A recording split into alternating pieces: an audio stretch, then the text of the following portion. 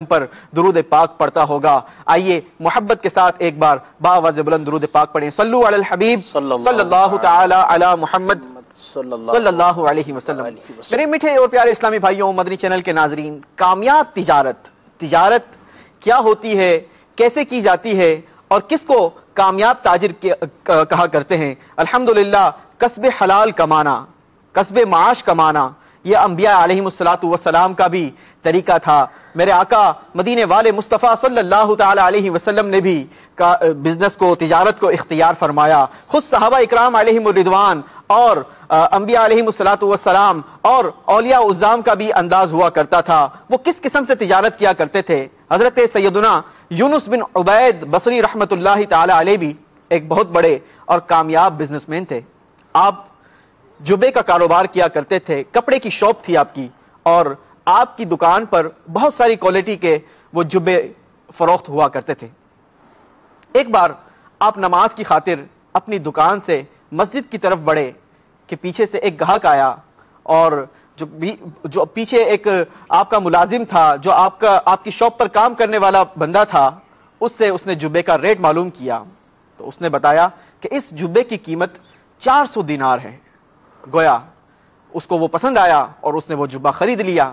وہ خرید کر مارکیٹ سے ابھی باہر نکل رہا تھا کہ حضرت سیدنا یونس بن عبید بصری رحمت اللہ تعالی علیہ کی نظر اس جبے پر گئی۔ آپ نے اسے فوراً پہچان لیا کہ یہ تو میری دکان کا ہی جبہ ہے، اور اسے پوچھا جائے کہ اس نے کتنے میں خریدا ہے۔ گویا آپ نے اس عربی سے سوال کیا کہ بھائی یہ جبہ کہاں سے خریدا اور کتنے کا خریدا؟ تو اس عربی نے بتایا کہ میں نے یہ جبہ فلاں دکان سے خریدا ہے اور 400 درہم یا 400 دینار میں خریدا ہے۔ تو آپ نے کہا کہ اس کی قیمت تو 200 دینار سے زیادہ نہیں ہے، آپ نے 400 میں کیسے خرید لیا؟ تو اس عربی کا کہنا تھا کہ مجھے چونکہ یہ جبہ پسند آیا، اور ہمارے یہاں جہاں کا میں رہنے والا ہوں وہاں پر اس کی قیمت 500 دینار ہے، لہٰذا میں نے اسے 400 دینار میں خرید لیا۔ آپ نے کہا کہ نہیں، آپ میرے ساتھ اس دکان پر واپس چلیے۔ لہٰذا اس عربی کو ضد کر کے اپنی دکان پر واپس لے آئے اور اپنے یہاں کام کرنے والے ملازم کو ڈانٹا کہ تم نے اتنا مہنگا کیوں بیچا؟ تو کہا کہ اس شخص کو یہ جبہ پسند آیا تھا، اس عربی کو یہ جبہ پسند آ گیا، اور میرے منہ سے اس کی قیمت جو ہے وہ 400 دینار نکل گئی۔ اس نے فوراً نکال کر 400 دینار مجھے دے دیے، اس لیے میں نے جو ہے یہ فروخت کر دیا۔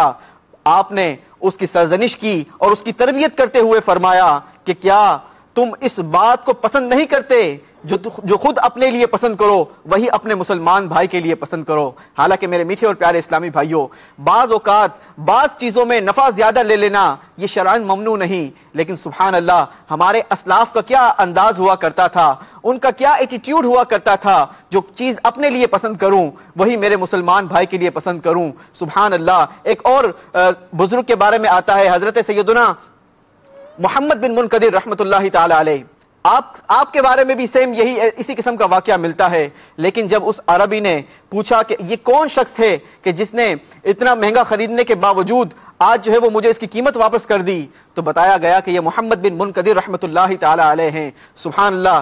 دیکھیے تاجروں کی بھی برکت ہوا کرتی ہے۔ وہ عربی کہتا ہے کہ جب ارے اچھا یہ وہی بزرگ ہیں کہ جب ہمارے یہاں بارش نہیں برستی تو ہم ان کے نام کے وسیلے سے دعا کیا کرتے ہیں، رب عز و جل بارش برسا دیا کرتا ہے۔ میرے میٹھے اور پیارے اسلامی بھائیوں، اے میرے پیارے تاجروں، کیا ہمارا یہ ایٹیٹیوڈ ہے؟ کیا ہمارا یہ انداز ہے؟ ہم کس قسم کی تجارت کیا کرتے ہیں؟ آج انشاءاللہ ہم اسی پر گفتگو کریں گے۔ آئیے بڑھتے ہیں مفتی محمد شفیق اتاری کی جانب۔ مفتی صاحب، سب سے پہلے تو سلسلے میں آپ کو مرحبا کہتے ہیں، اور آپ سے آج کا ہمارا پہلا سوال یہ ہے کہ اسلام میں تجارت کی کیا اہمیت ہے، اور تجارت کرنے کی بھی کیا کوئی فضیلت بیان کی گئی شریعت میں؟ بسم اللہ الرحمن الرحیم۔ قرآن مجید فرقان حمید میں اللہ تبارک و تعالی نے ارشاد فرمایا ہے، احل اللہ البیع وحرم الربا، صحیح، کہ اللہ تبارک و تعالی نے بیع کو یعنی خرید و فروخت تجارت کو حلال کیا ہے اور سود کو حرام فرمایا ہے۔ صحیح۔ ایک اور مقام پر ارشاد فرمایا، یا ایھا الذین آمنوا لا تأکلوا اموالکم بینکم بالباطل الا ان تکون تجارتا عن تراض منکم، اے ایمان والو آپس میں ایک دوسرے کے مال باطل یعنی ناحق طریقے سے نہ کھاؤ۔ ٹھیک۔ مگر یہ کہ تمہارے درمیان باہمی رضامندی سے وہ تجارت کا معاملہ ہو۔ قرآن مجید فرقان حمید میں متعدد مقامات پہ اللہ تبارک و تعالی نے حلال کھانے سے متعلق یہ ارشاد فرمایا ہے، کھاؤ، حلال کھاؤ، طیب کھاؤ۔ صحیح۔ حدیث پاک میں ارشاد فرمایا کہ یہی حکم اللہ نے انبیاء کو دیا، یہی حکم اللہ تبارک و تعالی نے ایمان والوں کو بھی عطا فرمایا ہے۔ تو تجارت کرنا انسان جو ہے وہ اشرف المخلوقات ہے، اور دیکھیے انسان کو کئی چیزوں کی ضروریات ہوتی ہے، یعنی اس کو کہا گیا یہ مدنی الطبع ہے انسان، یعنی کس اعتبار سے ہر آدمی معاشرے میں ایک دوسرے کا محتاج ہے کسی نہ کسی معاملے میں۔ صحیح۔ مجھے کپڑا چاہیے تو میں کپڑے والے کا محتاج ہوں، ٹھیک ہے، اور کپڑے والا اس کو جوتے والے کی طرف محتاجی ہے، ٹھیک ہے، مطلب ہر اس کو سلائی کرنے والے کی طرف محتاجی ہے۔ یعنی معاشرے میں کوئی امیر سے امیر، پیسے والا کتنا ہی بڑا شخص کیوں نہ ہو، یہ اللہ تبارک و تعالیٰ کا ایک نظام ہے کہ اس کو معاشرے کے یعنی کم یا حقیر یا چھوٹے پیشے والے آدمی کی طرف بھی محتاجی ہوتی ہے۔ صحیح۔ ایک انسان کو جوتی سلائی کرنے والے موچی کی طرف بھی محتاجی ہوتی ہے، ٹھیک ہے، اس کی بھی ضرورت پڑتی ہے، اس کی بھی ضرورت پڑتی ہے۔ ایک انسان جو ہے وہ معاشرے میں رہ رہا ہے، بھلے اس کا سٹیٹس جتنا بھی ہے، اس کو حجام کے پاس بھی جانا پڑ جاتا ہے۔ بالکل صحیح، بالکل صحیح۔ تو یعنی انسان اپنی ضروریات ایک دوسرے کے ساتھ ایسی جڑی ہوئی ہیں۔ صحیح۔ اللہ تبارک و تعالیٰ نے تجارت کو حلال فرمایا، صحیح، تاکہ ایک دوسرے کے ساتھ یہ معاشرہ جس طریقے سے اپنی ضرورتوں کو پورا کرتا ہے، صحیح، تو وہ ایک تجارت کے معاملے میں یعنی یہ اس کی چیز خرید کر اپنی ضرورت پورے کرے گا، وہ اس کی چیز خرید کر اپنی ضرورت پورے کرے گا، تو پورا معاشرہ گویا کہ ان معاملات کے ارد گرد ہی چل رہا ہوتا ہے، اور اسی پر ہی انسان کمائی بھی کرتا ہے، اس کی تجارت کے معاملات بھی ہوتے ہیں۔ رسول اکرم صلی اللہ علیہ وآلہ وسلم نے یہاں تک ارشاد فرمایا ہے کہ تاجر کے بارے میں کہ جو تاجر سچے تاجر ہیں، فرمایا التاجر الصدوق، یعنی سچے تاجر، اور پھر امین، امانت والے تاجر وہ کیا ہیں؟ اللہ تبارک و تعالی ان کو نبیوں کے ساتھ، صدیقین کے ساتھ اور شہداء کے ساتھ رکھے گا۔ سبحان اللہ، سبحان اللہ۔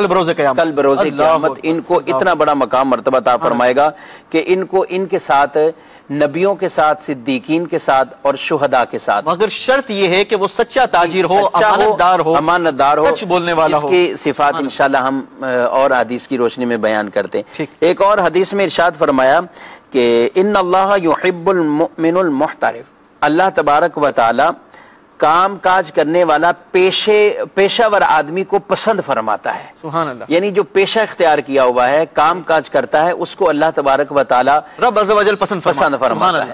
اور ایک اور حدیث میں ارشاد فرمایا کہ جو آدمی اپنے ہاتھ کے کام کاج کی وجہ سے رات کو تھکا ہوا گھر واپس لوٹتا ہے تو وہ ایسا ہے جیسے یعنی مغفرت یافتہ کر، سبحان اللہ، سبحان اللہ، یعنی اس کے گناہ معاف۔ پورا دن وہ بزنس کر رہا ہے، اپنا محنت کر رہا ہے، مزدوری کر رہا ہے، جب گھر لوٹ کر آتا ہے تھکا ہارا، جی ہاں، تو ایسے آتا ہے کہ اللہ تبارک و تعالیٰ نے اس کی مغفرت فرما دی۔ تو یہ چند حدیث مبارکہ اور بھی ارشاد فرمایا گیا ہے کہ فرائض کے بعد کمائی کرنا، یعنی یہ کسب اختیار کرنا، یہ بھی ایک فرائض کے بعد ایک فریضہ ہے۔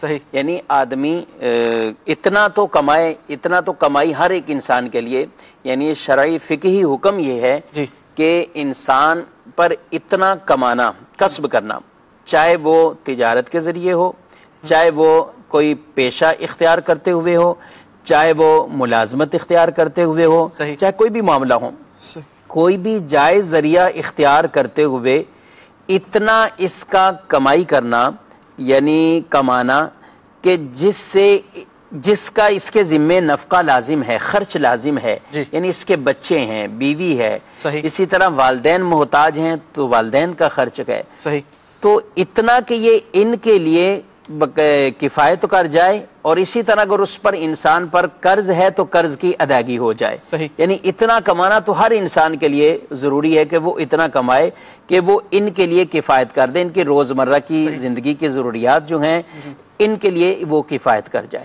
صحیح. اور قرض ہے تو قرض کی ادائیگی ہو جائے. صحیح. اب اس کے بعد بھی اگر کوئی شخص اور کماتا ہے اس طور پر کہ کل کو ہمارے بچوں کے لیے ضرورت کے وقت کام آ جائے, یا بلکہ اس نیت سے کوئی کماتا ہے کہ میں ضرورت مندوں کو دوں گا, صحیح, اس نیت یعنی علماء نے باقاعدہ اس کی نیتیں بھی بیان کی, ٹھیک ہے, آدمی گھر سے بزنس کرنے کی کہ اچھی اچھی نیتیں کر کے جائے, یعنی جاتا ہے تو کس لیے بازار کی طرف جا رہا ہے, تجارت کرنے کے لیے, بزنس کے لیے, کوئی کماتا ہے, فخر نہ ہو, لوگوں پہ غرور تکبر فخر کرنے کے لیے ایسے مال نہ کمائے, ٹھیک ہے, اس کی ایسی نیت نہ ہو, مذمت فرمائے گی, ٹھیک ہے.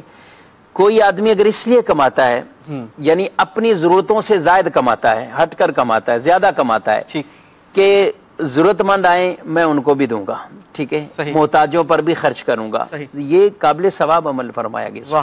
اور پھر بطور خاص ایسا شخص کے یعنی کل کو میں اور میرے بچے کسی اور کی محتاجی میں نہ جائیں, وہ ایسی ان کو پریشانی لاحق نہ ہو, ان نیتوں کے ساتھ اگر کوئی اس ضرورت سے بھی ہٹ کے کماتا ہے تو یہ بھی کمانا اس کے لیے جائز ہے. مطلب آپ کی گفتگو سے یہ سمجھا جائے یا اس کا یہ خلاصہ نکالا جائے کہ اسلام جو ہے وہ زیادہ کمائی کو یا زیادہ پروفٹ کو وہ ڈسکریج نہیں کرتا, بلکہ اگر اچھی نیتوں کے ساتھ ہو تو اس کی حوصلہ افزائی کرتا ہے, اس کی فضیلتیں بیان کی گئی.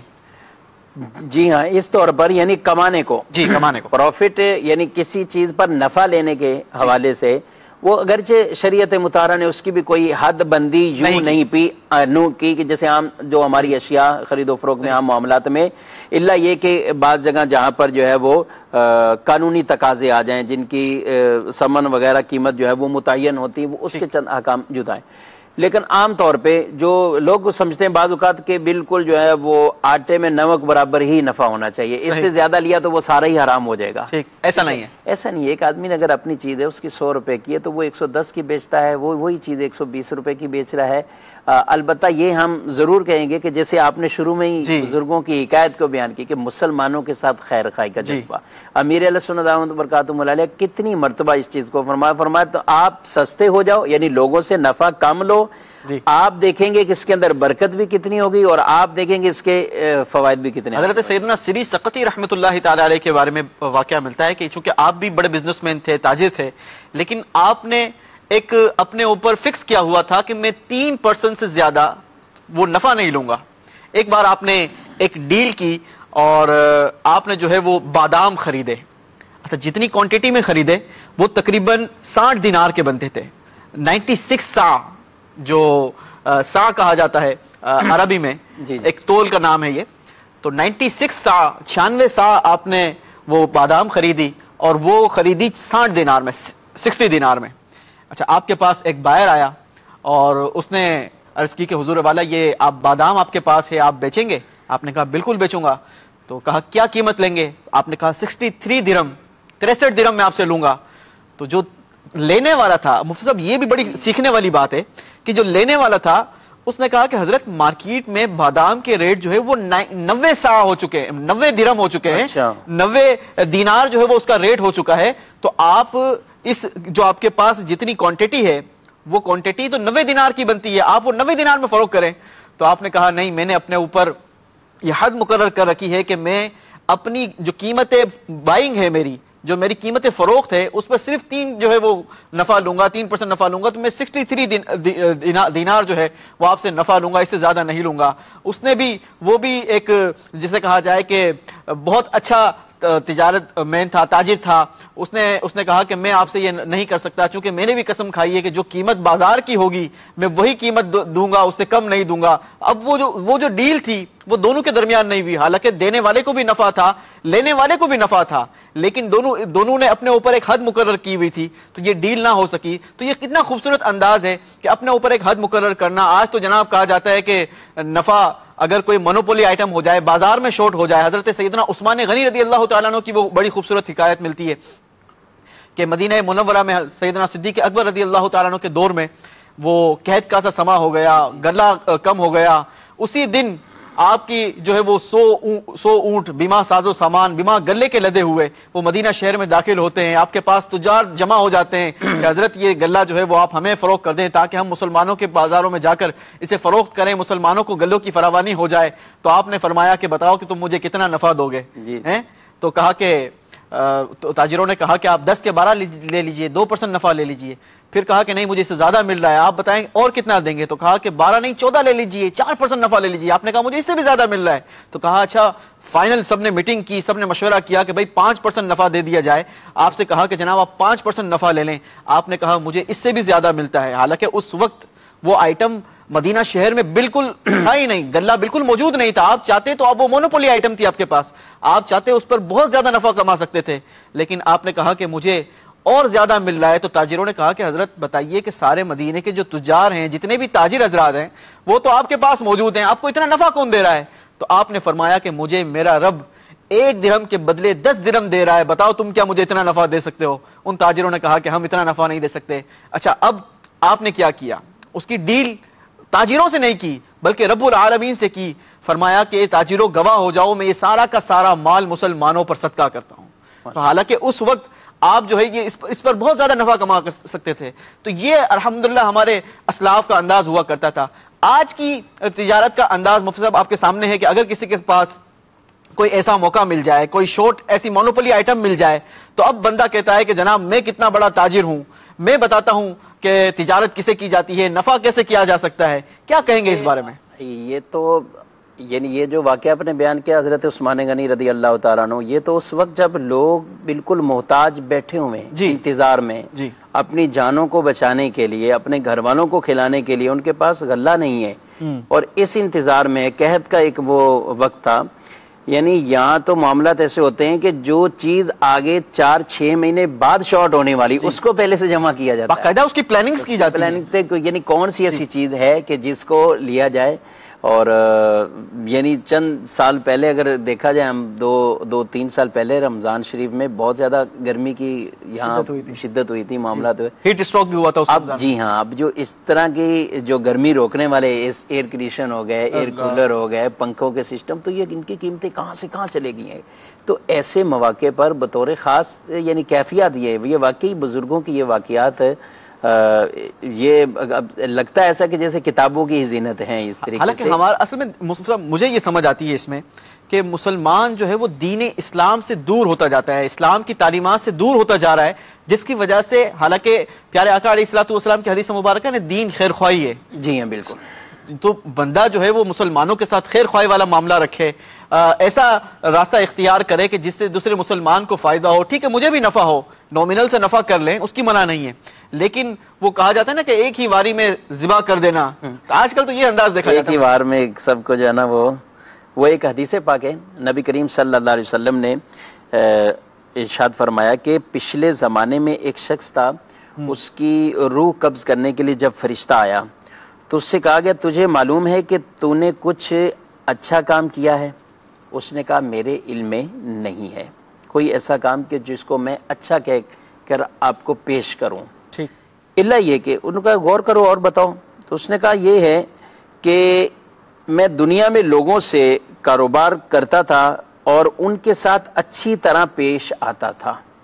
اگر کوئی مالدار مجھ سے مہلت مانگتا تو میں اسے مہلت دیتا، اور اگر کوئی تنگ دست مجھ سے کوئی اس طرح کا معاملہ کرتا تو میں اس سے درگزر کرتا، یعنی اسے معاف کرتا.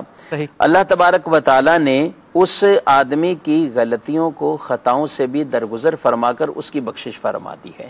یعنی ایسا شخص جو صرف محض تجارت کے لیے، یعنی لوگوں سے مالداروں کو مہلت دینا، اور جب کوئی تنگ دست ہے اس کو قیمت ہی معاف کر رہا ہے. اللہ تبارک و تعالیٰ نے اس کی خطائیں معاف کر دی، اس کی غلطیوں کو، اس کے گناہوں کو معاف کر دیا.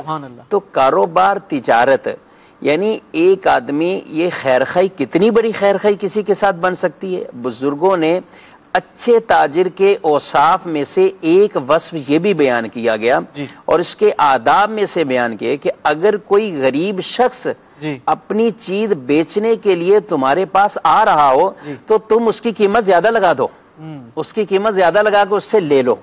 کوئی غریب آدمی آپ کو بیچنے آ رہا ہے، اسی طرح کوئی یتیم بیچ رہا ہے، اسی طرح کوئی اور ایسا محتاج شخص اپنی کوئی چیز بیچ رہا ہے، اس کی قیمت زیادہ لگا دو۔ تب آپ اس کو دیکھ رہے ہیں کہ یہ ضرورت مند ہے، یہ ہو سکتا ہے کہ اس کو اگر کوئی پراپرٹی خریدنی ہے، کوئی جگہ خریدنی ہے، اس لیے یہ اپنا گولڈ بیچنے کے لیے آیا ہوا ہے۔ اس قسم کے واقعات مارکیٹوں میں نظر آتے رہتے ہیں۔ جی ہاں، تو اس قسم کا اگر کوئی واقعہ ہو تو اس وقت اس سے کچھ بازار سے زیادہ ریٹ دے دیا جائے۔ جی ہاں، یہ تو آپ نے گولڈ یا مخصوص ایسے کہا، اور بھی بازار بہت ساری چیزیں، کیا ٹھیلے نہیں بیچ لگا کے بیٹھے ہوئے، بالکل کیا چھوٹے چھوٹے کاروبار نہیں کر رہے، 10-10 روپے کی چیزیں بیچنے والے بیٹھے ہوئے، کیا چھوٹے چھوٹے جو ہے وہ پین قلم بیچنے کے لیے روڈوں پہ پھرتے ہیں، یا اس طرح لوگ کر رہے ہوتے ہیں بعض، تو چھوٹے چھوٹے کام کر رہے تھے۔ تو ایسے سے بلکہ ان کا تو دل رکھنے کے لیے بلکہ ان سے خرید لینا چاہیے، اور فرمایا جب ان کو بیچو تو پھر ان پہ ہلکا ہاتھ رکھ کے، یعنی سستے داموں ان کو بیچو، یعنی یہ تاجر کے اندر یہ وصف ہو، اور یہ ایسا خیرخائی والا وصف ہے، یہ واقعی تاجر کا اور اچھا وصف ہے۔ نبی کریم صلی اللہ علیہ وسلم کی ایک حدیث مبارک ہے جس میں اگر کہا جائے کہ تاجر کے اندر کیا کیا اوصاف ہونے چاہیے، تاجر کو کتنا اچھا ہونا چاہیے، کیا بہتری اس کے اندر ہو، تو وہ اس کے اندر کیا چیزیں بیان فرمائی۔ اس میں یہ ارشاد فرمایا کہ جب تمہارا کسی پر بنتا ہو تو اس کے لینے کے تقاضے میں نرمی کرو، اور جب اس کا بنتا ہو اسے خود دو، یعنی اس کے لیے آسانی پیدا کرو۔ اپنی چیز بیچو تو بے جا مبالغے نہ کرو اپنی چیز کے، لیکن دوسرے کی چیز اگر خریدو تو بے جا عیب بھی نہ نکالو اس کے اندر۔ تو آج یعنی یہ غور کر لیا جائے، اگر تجارت کی انہی چیزوں کو یہ حدیث مبارک کو سامنے رکھتا کہ آدمی کسی سے خرید و فروخت کی ڈیل کرے، دھوکہ نہ کرے، اس سے جھوٹ نہ بولے، اس سے وعدہ خلافی نہ کرے، اس کی چیز کے اندر بیجا عیب نہ نکالے۔ اتنے معاملات مارکیٹ میں ہوتے ہیں، یعنی ایک چیز اگر فلاں کے پاس نہیں ہے نا، کسی دکان والے کے پاس آدمی نے وہ مانگی ہے، تو اب وہ گاہک کوئی ڈبل مائنڈ اتنا بنا دے گا کہ نہیں یار اس میں یہ معاملہ آ رہا تھا اس لیے بند ہو رہی ہے، مارکیٹ میں بڑی شارٹ ہو رہی ہے، ٹھیک ہے۔ اچھا کوئی خرید کے آ چکا ہے تو ہاتھ کے ہاتھ کوئی فالٹ بتا دیں گے، اس کے اندر یہ معاملہ ہے، اس کے اندر دکان سے سستی خریدی نا، اس کا مطلب یہ کہ یہ یا تو 2 نمبر ہوگی یا 2 نمبر، یا اس میں کوئی نہ کوئی عیب ہے۔ جی ہاں، اور یہی چیز اگر اس کے پاس خود موجود ہوتی تو یہ اس کے پتہ نہیں کتنے اوصاف بیان کر کے اور یہ اسی آدمی کو بڑی طریقے سے جو ہے وہ بیچ دیتا۔ چلیں صاحب، ہمارے جوابات چلتے رہیں گے۔ مدنی چینل کے ناظرین بھی بتایا جا رہا ہے ہمارے ساتھ کال کے ذریعے موجود ہیں، مدنی چینل کے ناظرین کو بھی شامل سلسلہ کرتے ہیں، کچھ کالز اگر ہیں تو چلا دیں۔ السلام علیکم ورحمۃ اللہ وبرکاتہ۔ وعلیکم السلام ورحمۃ اللہ وبرکاتہ۔ سلسلہ علم کی کہکشاں میں مفتی صاحب سے میرا سوال یہ ہے کہ عموماً یہ کہا جاتا ہے کہ یا اللہ ہماری روزی میں برکت عطا فرما، تو دیکھنے میں اب کسی شخص کا کہ وہ دعا یوں کرتا ہے لیکن سال ہاں سال اس کی جو سیلری ہے، اس کی ماہانہ تنخواہ وہی رہتی ہے، تو اب اس شخص کے بارے میں کیا ہوگا کہ اس کی برکت ہوئی ہے اس کی روزی میں یا نہیں ہوئی، تو برکت کسے کہیں گے، اس کے حوالے سے تھوڑی رہنمائی فرما دیجیے، جزاک اللہ خیرہ۔ السلام علیکم ورحمۃ اللہ۔ وعلیکم السلام ورحمۃ اللہ وبرکاتہ۔ ایک اور کال دے دیں۔ السلام علیکم ورحمۃ اللہ وبرکاتہ۔ وعلیکم السلام ورحمۃ اللہ وبرکاتہ۔ میں کنکوٹ سے احمد علی امان بات کر رہا ہوں۔ میرا سوال یہ تھا، اگر 100 روپے کا کپڑا ہے تو اس سے منافع کتنا رکھنا ہے؟ 100 روپے کا کپڑا ہے تو منافع کتنا رکھنا ہے، انشاءاللہ یہ بھی آپ کو بتاتے ہیں۔ ایک اور کال دے دیں۔ سلسلہ علم کی کہکشاں میں میرا مفتی صاحب سے سوال ہے کہ عموماً ایسا ہوتا ہے کہ ہماری جو دکان کا سیٹ ہوتا ہے وہ ہمیں صفائی کا حکم دیتا ہے، مثال کے طور پہ وہ ہم سے کہتا ہے کہ بھائی یہ شیشے صاف کر دو، تو اب ہم صاف کرنے میں کوتاہی کرتے ہیں کہ کونے سے چھوڑ دیا سستی کی وجہ سے، یا جھاڑو لگا رہے ہیں تو کونے سے وہاں کا کچرا چھوڑ دیا سستی کی وجہ سے، تو کیا ایسا کرنا صحیح ہے؟ کیا اس سے تنخواہ حلال ہوگی؟ اور کیا ایسا شخص کامیاب ہے؟ برائے کرم آپ اس کا جواب عطا فرما دیجیے۔ چلیں انشاءاللہ اس کا بھی جواب لیتے ہیں مفتی صاحب سے، اگر ایک اور کال ہو تو دے دیں۔ السلام علیکم ورحمۃ اللہ وبرکاتہ۔ وعلیکم السلام ورحمۃ اللہ وبرکاتہ۔ میرا مفتی صاحب سے سوال یہ ہے کہ دکانداروں کا چوری کا مال بیچنا کیسا ہے اور ہمارا ان سے یہ چوری کا مال خریدنا کیسا ہے؟ جی انشاءاللہ یہ بھی سوال کا جواب لیں گے۔ مفتی صاحب پہلا سوال یہ تھا کہ روزی میں برکت کی دعا مانگی جاتی ہے لیکن بظاہر روزی میں برکت نظر نہیں آتی، تو کیا دعا قبول نہیں ہوتی؟ کیا کہیں گے؟ روزی میں برکت کی دعا جی بالکل مانگنی چاہیے، اور اللہ تبارک و تعالی کی بارگاہ میں یہ دعا کرتے رہنا چاہیے۔ صحیح۔ برکت کو سمجھنا یہ ضروری ہے، جی جیسے سائل بھی یہ کہہ رہے ہیں کہ اب سالوں سے تنخواہ وہی ہے جی تو کیا برکت ہوئی اس میں؟ ٹھیک ہے، آمدنی ہے تو آمدنی بھی وہی دنیاوی پوائنٹ آف ویو سے دیکھا جائے تو بات تو ان کی درست ہے نا مفتی صاحب. آج اگر 50,000 تنخواہ ہے، 6 سال کے بعد بھی 50,000 ہی تنخواہ ہے، تو اس میں آپ برکت کیسے کہیں گے؟ دیکھیے، برکت کا اگرچہ ایک معنی یہ ضرور ہے کہ اس چیز کے اندر زیادتی ہو جانا، ٹھیک. یہ برکت ہے. ٹھیک. ایک اس کا ایک اس کا ٹھیک ہے پوائنٹ آف ویو یہ بھی کہ برکت اس چیز کے اندر زیادتی ہو گئی، یہ برکت ہے. اور ایک یہ ہے کہ اس چیز کے اندر برکت یوں کہ وہ آدمی کے لیے فائدہ مند ہو جائے، واہ واہ مفید ہو جائے، واہ واہ واہ واہ. اس آدمی کی ضروریات کے لیے وہ کفایت کر جائے. صحیح. ٹھیک ہے. اگر آپ کے ان الفاظ کا میں کنکلوژن نکالوں تو اس کو اس طریقے سے بھی کہا جائے تو میرا خیال ہے غلط نہ ہوگا کہ برکت جو ہے وہ کوانٹیٹی میں نہیں بلکہ برکت کوالٹی میں ہے.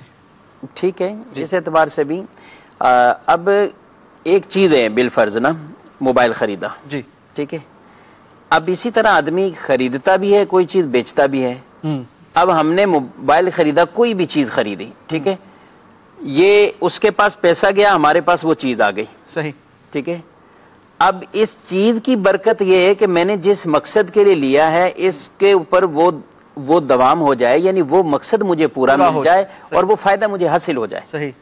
یہ برکت ہے. یہ برکت ہے اس کے لیے. ٹھیک ہے. اب یہ چیز کوئی بڑھے گی نہیں، یہ چیز کے اندر کوئی وہ نہیں ہوگا، لیکن میں نے جس مقصد کے لیے لیا وہ مقصد اس کا پورا ہوتا رہے. اور اس آدمی نے یہ چیز بیچی ہے تو وہ اس پیسے سے اس کی جو آمدنی ہوئی ہے اس سے اس کی وہ ضرورتیں اپنی پوری کر سکے، یعنی اس کا وہ فائدہ اٹھا سکے. صحیح. ٹھیک ہے، تو یہ ہوگی برکت ہے. ٹھیک ہے، تو یہ برکت کا ہرگز یہ مطلب نہیں ہے کہ ہم اسی طرح برکت یہ کہ برکت آدمی کے لیے کفایت ہو جائے. صحیح. اب یہ بھی تو دیکھیں کہ اس کی دعاؤں کی وجہ سے ہو سکتا ہے کتنی بیماریاں اسے ٹل رہی ہوں، کتنی آفتیں ٹل رہی ہوں، کتنی آفتیں ٹل رہی ہوں، اس سے پریشانیاں ٹل رہی ہوں. اور یہ اگر ان کی طرف جاتا تو شاید اس کی یہ 1 مہینے کی سیلری کیا، اس کو اس طرح کی 5-6 مہینے کی سیلریاں ناکافی ہوتی. لیکن اللہ تبارک و تعالیٰ نے وہ آفت اسے نہیں دی، اس پریشانی میں اس کو جو ہے مبتلا نہیں کیا گیا. تو اس طریقے سے آدمی دعا کو تو قطعاً نہ چھوڑے، دعا مانگتا رہے. ٹھیک ہے، اور برکت کے اس مفہوم اور معنی پر بالکل اس کی ذہن جو ہے وہ رکھے کہ برکت کا مطلب یہ بھی ہے کہ جو چیز میں خرید رہا ہوں وہ میرے لیے فائدہ مند ہو جائے، اور میں اگر بیچ رہا ہوں تو جو مجھے قیمت حاصل ہو رہی ہے اس سے میں نفع اٹھا سکوں، وہ میرے لیے فائدہ مند ہو جائے. تو جب یہ دونوں چیزیں رہیں گی تو انشاءاللہ سبحان اللہ. بڑا پیارا ماشاءاللہ آپ نے ماشاءاللہ بڑا پیارا جواب دیا مفتی صاحب نے کہ برکت جو ہے وہ کوانٹٹی کا نام نہیں بلکہ برکت کوالٹی کا نام ہے. ہو سکتا ہے آج میں رو رو کر دعا کر رہا ہوں کہ یا اللہ میرے کاروبار میں برکت ہو جائے، میری سیلری میں برکت ہو جائے، لیکن اگر یہ برکت نہیں ہو رہی اور اس کے بدلے مجھے عافیت نصیب ہے، مجھے صحت نصیب ہے، میرے ہاتھ پاؤں سلامت ہے، میرے گھر والے سلامت ہیں، تو یہ بھی میرے لیے کافی ہے. یاد رکھیے گا میرے میٹھے اور پیارے اسلامی بھائیوں، میں جس رب سے مانگ رہا ہوں اس رب کو پتا ہے کہ مجھے کس وقت کیا دینا ہے اور کتنا دینا ہے. ایک بڑی پیاری مثال علماء اکرام دیا کرتے ہیں کہ ایک بچہ ہو، اسے 101 ڈگری بخار ہو اور وہ ضد کر رہا ہو کہ مجھے آئس کریم کھانی ہے، مجھے آئس کریم کھانی ہے. کیا والد اسے آئس کریم کھلائے گا؟ نہیں کھلائے گا. دیکھنے والا کہے کہ کتنا ظالم باپ ہے، اپنے بچے کو آئس کریم تک نہیں کھلاتا، تو باپ کہے گا کہ مجھے پتا ہے کہ اسے کب آئس کریم دینی ہے، اگر اس وقت دے دی تو یہ بچہ اور زیادہ بیمار ہو جائے گا. تو کیا اس رب کو نہیں پتا کہ مجھے کس وقت کیا دینا ہے، مجھے کس چیز سے کب فائدہ ہوگا؟ ہو سکتا ہے کہ ابھی اگر میری روزی میں اضافہ ہو جائے تو میرے وہ گناہوں کے بڑھنے کا سبب بن جائے، میری وہ روزی میرے لیے ہلاکت کا سبب بن جائے. تو میرا رب جانتا ہے کہ مجھے کس وقت کیا دینا ہے. ہمیں رب کے فیصلے پر راضی رہنا چاہیے، رب کی رضا میں راضی رہنا چاہیے. مفتی صاحب اگلا سوال یہ تھا کہ اگر ایک 100 روپے والی آئٹم ہے، 100 روپے کا کپڑا ہے، تو اب اس پہ کتنا نفع رکھ سکتے ہیں؟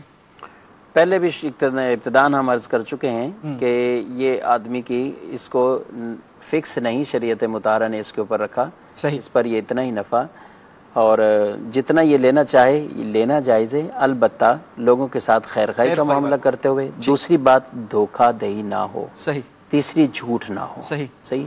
کیونکہ یہ چیزیں عام طور پہ خریدنے والے بھی کوئی نابینے تو نہیں ہیں، وہ بھی تو دیکھ رہا ہے، سب چیزیں ہیں، اور یہ اگر اس کو دھوکہ دے کے بیچے گا تو یہاں یہ غلط ہو جائے گا. بس اوقات ایسا ہو جاتا ہے مصعب کہ ایک آئٹم تھی 100 روپے والی، اب میں نے اسے 110 کی بیچ دی.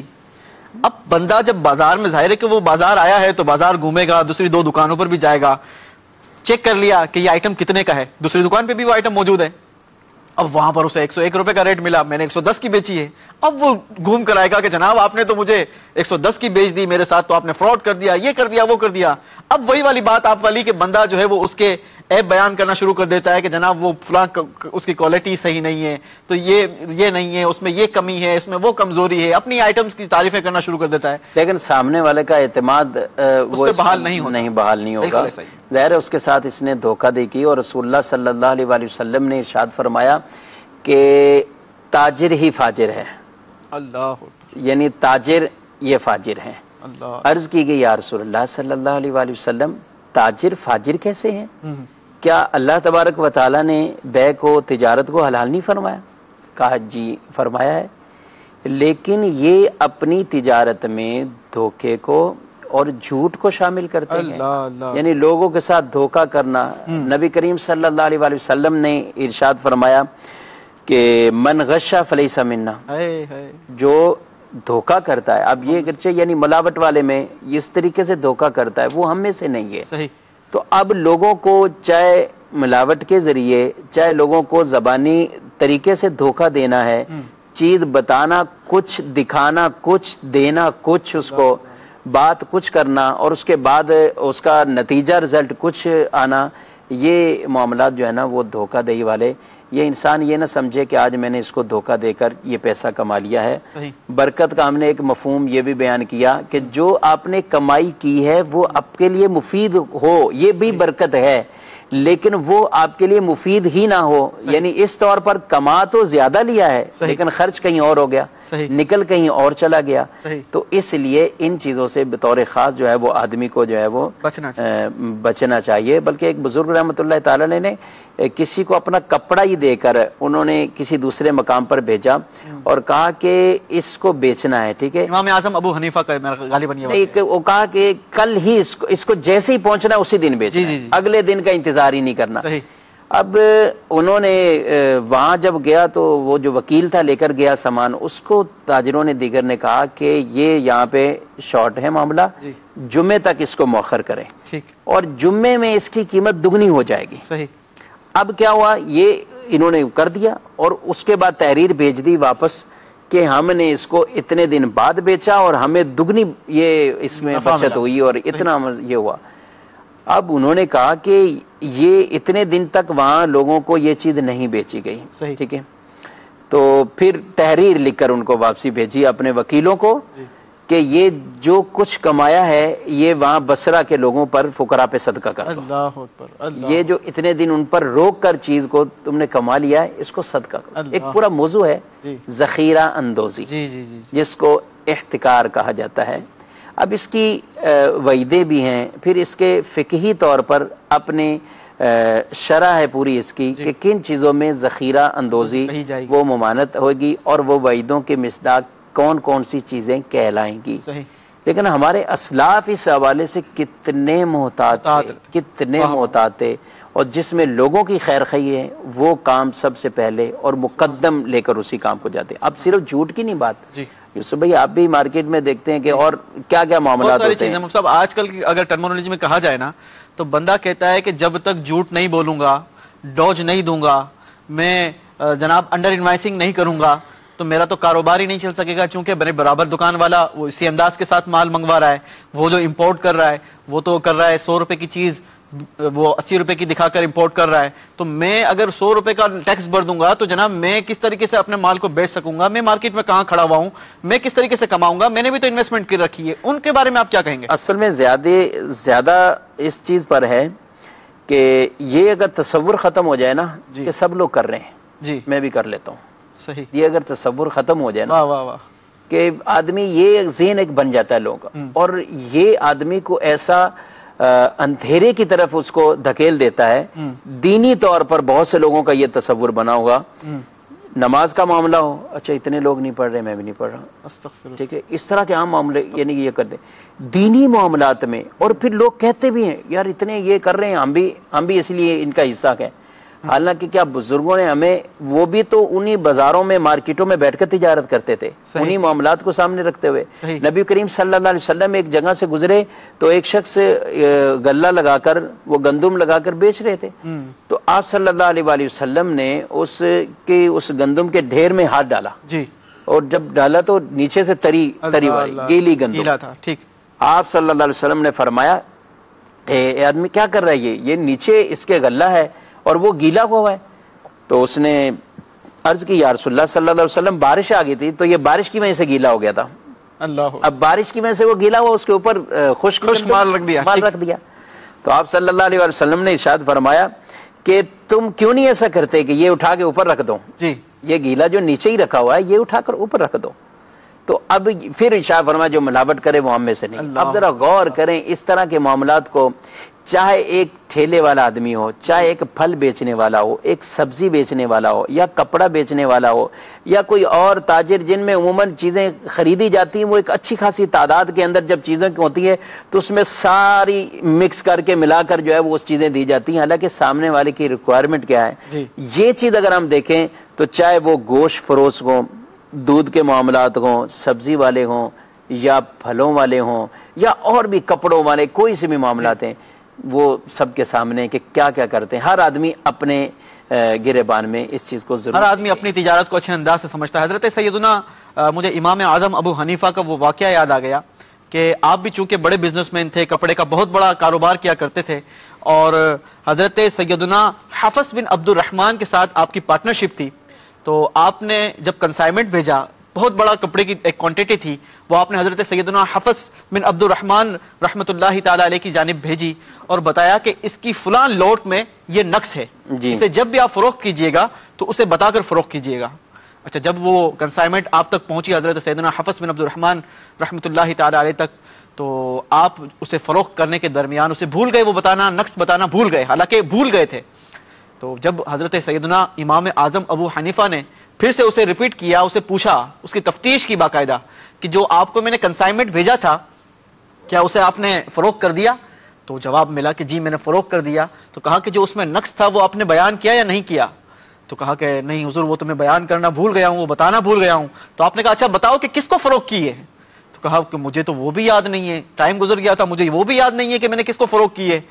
تو کہا کہ اچھا اب اس کا ازالہ یہی ہو سکتا ہے کہ اس کی کنسائنمنٹ کی جتنی اماؤنٹ، جتنا نفع تھا وہ نہیں بلکہ کنسائنمنٹ کی جتنی اماؤنٹ ہے وہ ساری کی ساری راہ خدا میں صدقہ کر دی جائے۔ تو ہو سکتا ہے کہ اللہ تبارک و تعالی ہمیں اس کے جو ہے وہ وبال سے ہماری بخشش ہو جائے، ہماری مغفرت ہو جائے۔ تو یہ انداز ہوا کرتا تھا۔ آج تو جناب وہی والی بات ہے آپ نے جو فرمائی کہ بندہ اپنے مال کا عیب چھپانے کی کوشش کرتا ہے۔ مفتی صاحب ہم سے سوال کیا گیا تھا کہ بندہ کیا چوری کا سامان بیچ سکتا ہے یا خرید سکتا ہے، اس کا کیا شرعی حکم ہوگا؟ اول تو چوری کے مال پہ لکھا نہیں ہوتا کہ یہ چوری کا ہے یا نہیں ہے، لیکن بیچنے والا پتہ لگ جاتا ہے، تاجر جو ہے۔ دیکھیں اس میں مسئلہ شرعی یہ ہے کہ اگر کسی چیز کے بارے میں ہمیں یقین ہو جی کہ یہ مال چوری کا ہے، ٹھیک ہے، یا اس مال کے بارے میں غالب گمان یہ ہو کہ یہ چوری کا ہے، صحیح، ٹھیک ہے، کسی طرح بھی قرینوں سے پتہ چل جائے، غالب گمان ہو جائے کہ یہ چوری کا ہے، صحیح، تو اس کو خریدنا یہ ناجائز حرام ہے، چاہے وہ دکان والا خرید رہا، ٹھیک ہے۔ اور اگر کسی طرح نہ یقین ہے نہ کوئی ظن غالب ہو رہا ہے اس طرح کا، لیکن شبہات یوں ہیں کہ وہ جگہیں یا وہ شخص ہر طرح کا مال بیچتا رہتا ہے، وہ اس طرح کی پرواہ نہیں کرتا، تو ایسی صورت میں اس سے سوالات کر لیے جائیں، ٹھیک ہے، صحیح، سوالات کرنے کے بعد اگر تسلی تشفی ہو فابیہ خرید لی جائے، اور اگر تسلی نہ ہو تو پھر اس سے نہ خریدی جائے، کیونکہ ایسے شبہات سے بالکل بچنا اس کو چاہیے۔ لیکن اگر غالب گمان ہوتا ہے اور یقین والی صورت تو پھر تو خریدنا بیچنا اس کا ہے ہی ناجائز و حرام ہے۔ اب یہاں تو معاملات یہ ہیں کہ آدمی ڈھونڈتا ہی اس کو ہے کہ اس کے بعد چوری کا ہو، ٹھیک ہے، بلکہ کئی بازار ایسے چور بازار مشہور ہیں یعنی ان کے نام ہی ایسے رکھ دیے ہیں، اس گلی میں جانے والا وہ یعنی پتہ ہے کہ یہاں پہ یہ چیزیں بک رہی ہیں، ٹھیک ہے۔ اب آج کل کے دور میں یعنی یوں سمجھیں کہ گاڑیوں کے سامان کس طرح چوری ہوتے ہیں اور کس طرح جا کے آگے مارکیٹ میں بکتے ہیں، اور اس کا پھر آگے جو ہے وہ پورا پروسیس چلتا ہے اور آگے پوری لین بنی ہوتی ہے کہ آپ خریدو گے تو ہم آپ سے خرید، یعنی وہ یہ ہے کہ نفع نفع کو ہی صرف دیکھ لیا ہے کہ چیز مارکیٹ سے خرید کے ہم گاہکوں کو بیچیں گے، نفع کم ہوگا. مائنڈ سیٹ ہو گیا نا کہ چاہے نفع ملنا چاہے وہ حلال طریقے سے ہو، حرام حدیث پاک ہے، کوئی بھی ہو، مطلب بس نفع کو ہم نے فوکس کر لیا. جی حدیث پاک ہے نا کہ ایک زمانہ لوگوں پر آئے گا کہ حلال حرام کی پرواہ کیے بغیر وہ مال حاصل کریں گے. کمائی ضرور کرنی چاہیے، مال کمانا، مال بڑھانا یہ کوئی مذمت والی بات نہیں ہے. جو میں نے شروع میں عرض کیا ان کو یودات کے ساتھ کماتا ہے آدمی، حلال کمائے اس کے تقاضے پورا کرتے رہے. ہم اتنے بزرگوں کے یہ واقعات پڑھیں، یہ بہت بہت امیر ترین بھی کئی اولیاء کرام، یعنی ان کو ہم ولی کہتے ہیں، بزرگ کہتے ہیں. عام طور پہ مالدار کو آدمی کہتا ہے کہ جو مالدار ہے اب بزرگی اس سے تھوڑی ختم، یعنی عام تصور ایک ہوتا ہے کہ یہ دینی طور پر بزرگی والا نہیں ہو سکتا یا ولی، ایسا ہرگز نہیں ہے. اللہ کے کئی بندے ایسے کہ جو واقعی ہی ایسے نیک بندے کہ جنہوں نے مال کو کمایا بھی ایسے کہ جو اس طریقے سے جو ہے وہ اس کا حق تھا. اور بخاری شریف کے اندر ایک حدیث مبارک ہے کہ ایک شخص نے کسی سے زمین خریدی. اگر آپ دیکھیں زمین خریدنے کے بعد اس زمین کے اندر کچھ جو ہے وہ زیور نکل آیا، مال نکل آیا، ایسا اچھا ٹھیک خزانہ نکل آیا. صحیح. اب وہ شخص اس کے پاس واپس گیا، کہتا ہے اللہ کے بندے میں نے آپ سے زمین خریدی، اس میں خزانہ نکل آیا، یہ پکڑو تم اللہ خزانہ. اللہ اکبر. اب وہ شخص کہے کہ میں نے تمہیں زمین بیچی تھی اور جو کچھ تھا میں نے بیچ دیا، صحیح. جو اس میں تھا وہ بھی بیچ دیا، صحیح. تو یہ تم لے جو بھائی، صحیح. میں بھی نہیں لے رہا. اللہ اللہ. یعنی دونوں اس چیز سے ڈر رہے ہیں. وہ اس لیے ڈر رہے ہیں کہ یہ مال اس کا ہے ناحق طریقے سے میرے پاس. یہ پچھلے کے زمانے کی جو ہے وہ نبی کریم صلی اللہ علیہ وسلم نے اس چیز کو بیان فرمایا کہ تم میں سے پچھلے کچھ لوگوں میں دو میں یہ معاملہ بنی اسرائیل میں ہوا. اب انہوں نے جا کر ہماری شریعت کے اندر پورے احکام الگ جداگانہ دفینے کے احکام موجود ہیں. پھر انہوں نے جا کر کسی اور سے فیصلہ کروایا. صحیح. اور جب فیصلہ کروانے لگے تو ان سے جا کے کہا کہ بھائی یہ معاملہ ہے، یہ لینے کے تیار نہیں ہے، وہ لینے کو بھی تیار نہیں ہے. صحیح. تو اب اس کا کیا حل کیا نکلے؟ حل کیا نکلے جائے؟ تو انہوں نے پھر بزرگوں نے جب جو وہ تھے اس وقت کے مصنف تھے دین کے جو کرنے والے تھے، جی انہوں نے فیصلہ یوں کیا کہ تمہاری اولاد میں سے کیا ہے؟ ایک نے کہا بیٹا ہے، دوسرے نے کہا بیٹی.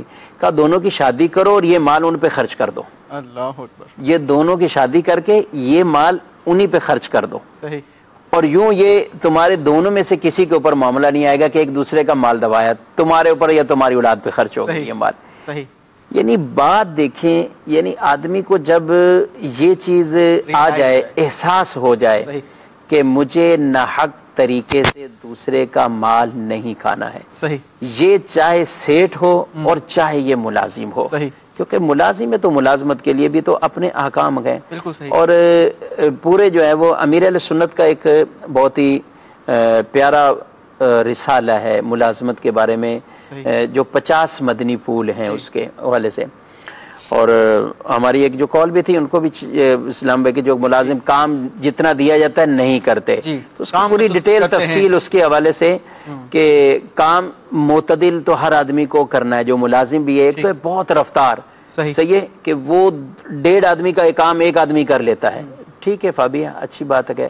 ایسے ملازم تو اور شیخ کی نظر میں نور نظر ہو جاتے ہیں، اور ایسا ہی آدمی کو کرنا چاہیے. یہ اپنا حق ادا کرے، اپنی طرف سے کوشش کرے. ایک ہوتا ہے کہ معتدل کام کرنا، معتدل طریقے سے، درمیانی سپیڈ کیا ہے، درمیانے طریقے سے وہ کام کرتا رہے. کیونکہ بعض اوقات کام اتنے بتا دیے کہ یہ بھی کر لو، وہ بھی کر لو، یہ بھی کر لو، یہ بھی کر لو، اور ٹائم جتنا ہے اس طریقے میں سب نہیں ہو سکتے. تو ایک طریقہ وار ہوتا ہے، یعنی ایک معتدل اور اعتدال کے معاملات ہوتے ہیں. بعض ہوتے ہیں کہ کام کرنا ہی نہیں ہے سرے سے، ٹھیک ہے، بالکل سست کاہل، ٹھیک ہے، جو کام ہے وہ کام ہی نہیں کرنا، اپنا ٹائم ویسے ہی ضیاع کرنا، ڈیوٹی ٹائم ویسے ہی گزار دینا، ڈیوٹی ٹائم میں ہوتے ہوئے ہی اس ٹائم کو سوشل میڈیا پہ گزار دینا یا کسی اور معاملات کے اندر جانا. تو یہ تو بڑے حساس معاملات ہیں. اور پھر اس میں یعنی سیٹ کے حق میں جو ہے وہ حق تلفیاں کرتے ہیں. پھر جو دینی اداروں سے ہوں، سرکاری اداروں سے ہوں، تو وہ کئی معاملات ایسے ہیں کہ جہاں وقف کے معاملات آتے ہیں کہ اس کے ساتھ وہ اس طریقے سے ناحق پیسہ لیتے ہیں. تو یہ ملازمت کے جو امیر اہل سنت کے مدنی پھول ہیں، واقعی یقیناً یہ پڑھنے چاہیے، ہر آدمی کو پڑھنے چاہیے، چاہے کوئی ملازم ہو، کسی ادارے کا ہو یا کسی سیٹ کے پاس کام کر رہا ہے تو اس کو ضرور سیکھنا چاہیے. یہ تجارت، جی بالکل بہت اچھے پوائنٹ کی طرف آپ، تجارت جو ہے وہ سیکھنا ہے، تجارت سیکھنا ہے. بالکل صحیح ہے. یعنی عمر فاروق رضی اللہ تعالیٰ کا دیکھیں، آپ جاتے مارکیٹ میں بازار میں اور لوگوں سے پوچھتے وہ فرمایا ہماری اس بازار کے اندر جو سیکھے گا نہیں وہ نہیں آئے گا. اللہ اکبر. تجارت سیکھے پھر مارکیٹ کے اندر آ جائے. تو ایک بکثرت اس طرح، یعنی یہ حلال حرام کی پرواہ کیے بغیر آدمی کماتا رہے گا. تو یہ واقعی آج کا کچھ دور کی ہماری ایسی کیفیات. چلے مفتی صاحب ہاتھوں ہاتھ یہ بھی رہنمائی فرما دیں کہ اگر میں تجارت کر رہا ہوں، ایک میرا بزنس کا ایک پورا طریقہ کار بنا ہوا ہے، اب اگر اس کی اسکروٹنی کروانا چاہتا ہوں، میں چاہتا ہوں کہ جناب اس کو چیک کر لیا جائے کہ جو میں جس انداز کے ساتھ تجارت کر رہا ہوں تو وہ آیا شرعی اعتبار سے درست ہے یا نہیں ہے، تو اس کو کہاں پر آ کر چیک کروایا جائے، کس سے رہنمائی لی جائے، اس کا بھی کوئی حل دے دیں ہاتھوں ہاتھ ہمارے مدنی چینل کے ناظرین کو. دیکھیں ظاہر ہے ہر آدمی کی معاملات وہ جدا جدا ہیں. جی ٹھیک. ہمارے مدنی چینل پر مفتی علی اصغر صاحب کا ایک بہت پیارا سلسلہ برسوں سے آکام تجارت آ رہا ہے، جو کہ ہر اتوار کو، جی یہ سلسلہ بھی چھٹی والے دن اتوار والے رکھا گیا ہے تاکہ زیادہ سے زیادہ تاکہ لوگ اس کو دیکھیں، زیادہ اس سے مستفید ہوں. تو ہر اتوار کو یہ سلسلہ ہوتا ہے. ٹھیک.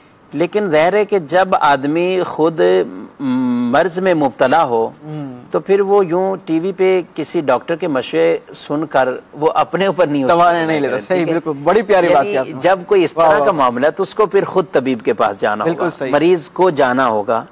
تو تجارتی معاملات کے اندر یا دنیا اور کئی معاملات ہیں، شرعی معاملات ہیں، حلال حرام، اس طرح کی پہچان کے لیے کئی ہمارے دینی معاملات ایسے. تجارت سیکھنا یہ آدمی پر فرض ہے حسب حال، جو وہ کام کر رہا ہے. ٹھیک ہے، یعنی حسب حال جہاں شریعت کے احکامات سیکھنا آدمی پر اتنی، جہاں تجارت کے ہم اتنے گر سکھائے جاتے ہیں، تجارت کے لیے ایسی ایسی کلاسیں باقاعدہ لی جاتی ہیں، ایسے ایسے پروگرام میں شرکت کرتے ہیں، ماسٹرز کیا جاتا ہے باقاعدہ. بالکل وہ تو ہوتی ہیں، لیکن اس کے باوجود جو تاجر ہیں، جو بوڑھے بھی ہو چکے ہیں ابھی تجارت میں ہیں، لیکن وہ بھی جا کے کلاسیں لیتے ہیں کہ آپ کوئی نئے طریقے ہیں، بھئی آپ پیسہ اپنا یہاں انویسٹ کریں تو آپ کو یہ فائدے، یہ سب معاملات جہاں ہمیں پتہ بھی ہوتی کہاں سے ہمیں ملتا ہے.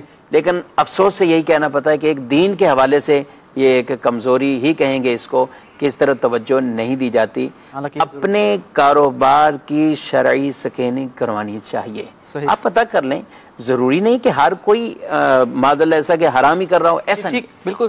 لیکن کچھ نہ کچھ ہو سکتا ہے آپ بالکل 90% درست کما رہے ہو، 10% کے اندر معاملہ ایسا ہو. بالکل صحیح. تو آپ کسی سے جب جا کے پوچھیں گے، معلومات لیں گے اور آپ کے اندر کوئی وہ معاملہ نکل آتا ہے تو اس کو دور کریں، اس کا ازالہ دنیا کے اندر ہم کر لیں گے، یہ بہتر ہے بجائے کہ ہم لوگوں کے حق لے کر اپنے کندھوں پر پھر ہم قبر میں چلے جائیں اور اس کے بعد ان کے ازالے جو ہیں وہ مشکل ہو. دراصل اس میں اسکروٹنی کروانے میں سب سچی بات ہے کہ تاجر اس لیے گھبراتا ہے کہ اگر مفتی صاحب کے پاس گئے، انہوں نے کہیں جناب ہمیں روک لگا دی، انہوں نے کہیں ہمیں بند کر دیا کہ یہ آپ جو کر رہے ہیں یہ بالکل غلط ہے، یہ نہیں ہو سکتا، تو پھر اب کہاں جائیں گے، کس طریقے سے کمائیں گے. یہ اس کی مثال تو پھر ایسے ہی ہے نا کہ آدمی خود جو ہے وہ کسی بہت بڑے مرض میں مبتلا ہو چکا ہے اور اس کو کوئی ڈاکٹر مشورہ دے کہ بھئی ٹیسٹ کروا لو، تو بولے کچھ نکل ہے تو میں کیا کروں گا. آپ ڈاکٹروں نے مجھے شوگر بتا دی تو آئس کریم کون کھائے گا اس کے بعد یہ کون کرے گا. تو یہ تو پھر اس نے اپنے آپ کو یوں اگر سوچنے لگ جائے گا تو پھر تو کام نہیں ہو پائے گا نا. ٹھیک ہے، موت دیکھ کر آنکھیں بند کرنے والی بات ہے. ظاہر ہے کہ پھر آدمی بہت ہوشیار ہو جاتا ہے. پھر ایسے موقع میں آدمی بھلے جو کروڑوں پتی ہوں، لاکھوں پتی ہوں، اربوں پتی ہوں، لیکن جب اس طرح کے ڈاکٹر اس کے سامنے بند لگا دیتا ہے کہ بھئی یہ چیز آپ نے نہیں کھانی، یہ چیز نہیں کھانی، یہ چیز نہیں کھانی، تو اتنا پیسہ ہونے کے باوجود اس کا پرہیز ہے، اس معاملہ سے رکاوٹ ہے. تو جہاں دینی طور پر اگر آدمی کے اندر ایسی کوئی غلطی کوتاہی پائی جائے تو یہ تو شکریہ ادا کرنا چاہیے وہاں پر آ کر. اور بہت ہوتے ہیں تاجر ایسے، اچھا بعض اوقات حل نکل آتا ہے. بالکل حل نکل آتا ہے. اسی طرف آ رہا تھا کہ مدنی چینل کے ناظرین بالکل نہیں گھبرانا چاہیے. ظاہر ہے کہ ہم اپنی صحت کے بارے میں بھی تو ٹیسٹ کرواتے ہیں نا، تو کیوں نہ اپنی بزنس کا بھی آ کر ایک بار ٹیسٹ کروا لیا جائے. الحمدللہ دعوت اسلامی کے تحت دارالافتاء ملک بھر میں بلکہ دنیا بھر میں موجود ہیں. آپ ہمارے دارالافتاء سے رابطہ کریں، آ کر اپنا انداز تجارت بیان کریں، انہیں بتائیں کہ آپ کس طریقے سے تجارت کیا کرتے ہیں. انشاءاللہ ہمارے مفتیان اکرام اگر کہیں شرعی کمزوری ہوگی تو آپ کو راہ بتائیں گے، آپ کو راہ دکھائیں گے کہ آپ اس انداز سے نہیں بلکہ اس انداز سے کر لیں تو یہ آپ کا کمانا وہ حلال طریقہ ہو جائے گا، وہ شرعی شریعت کے مطابق ہو جائے گا تو انشاءاللہ اللہ نے چاہا تو ہماری کمائی بھی حلال ہو جائے گی اور ہمارا انداز بھی اچھا ہو جائے گا۔ مفتی صاحب، ایک اور بات جو ہمارے معاشرے میں، ہمارے معاشرے کی تجارت میں پائی جاتی ہے وہ ہے جھوٹ تو بولا ہی جاتا ہے، مگر اپنے اس جھوٹ کو ثابت کرنے کے لیے فریکوینٹلی قسمیں کھائی جاتی ہیں۔ اللہ اکبر۔ کبھی اللہ کی قسم، کبھی یہ کبھی وہ، آپ قسم لے لیں یہ میرے پاس جو مال ہے وہ بڑا ہی اچھا ہے، ایسا مال کسی اور کے پاس نہیں ہے، جو میں نے کوالٹی رکھی ہے وہ کسی اور کی نہیں ہو سکتی ہے۔ اس کے بارے میں کیا کہیں گے؟ دیکھیں، حدیث مبارک کے اندر تجارت میں بطور خاص قسموں سے بچنے کا فرمایا گیا۔ صحیح، ٹھیک ہے، جھوٹی قسم تو ہے ہی گناہ کا کام نا۔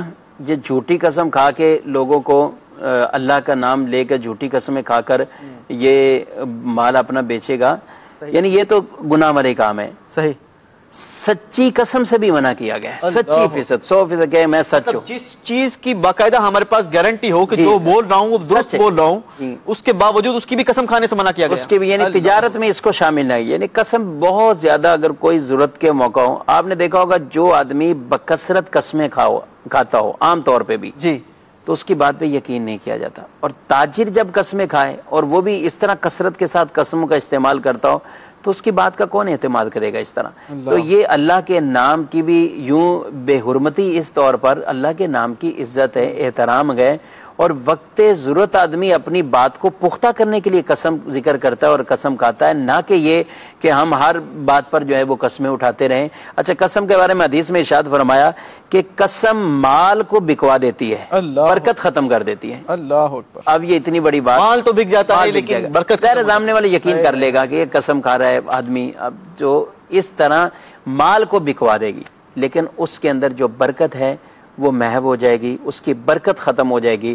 تو آدمی بھلے کتنا ہی نفع کیوں نہ لے لیا ہو، جب برکت کا ہی کہہ دیا گیا کہ اس کے اندر ختم ہو گئی ہے، تو اب اس کے اندر وہ آدمی کے لیے کمایا ہوا پیسہ مفید نہیں ہو سکتا ہے۔ تو ان چیزوں سے بچنا چاہیے۔ مدنی چینل کے ناظرین، آج ہم نے سیکھا کہ کامیاب تاجر کون ہوتا ہے، کیا انداز اختیار کیا جائے کہ جس کے ذریعے میری تجارت وہ نفع بخش ہو جائے۔ اللہ تبارک و تعالی ہمیں شریعت مطہرہ کے مطابق بزنس کرنے کی، کسب حلال کمانے کی سعادت توفیق نصیب فرمائے، ہماری حلال طیب رزق میں برکت بھی عطا فرمائے۔ بہت شکریہ مفتی صاحب، آپ کا شکر گزار ہوں، آپ نے وقت عطا فرمایا۔ مدنی چینل کے ناظرین، انشاءاللہ اگلے منگل کو پھر ایک نئے موضوع کے ساتھ سلسلہ لے کر حاضر ہوں گے۔ اللہ آپ سب کا حامی و ناظر ہو۔ مدنی چینل ضرور دیکھتے رہیں۔ صلو علی الحبیب صلی اللہ تعالی علی محمد صلی اللہ علیہ وسلم۔ علم کی کہکشاں سے روشن ہے جہاں، علم کی کہکشاں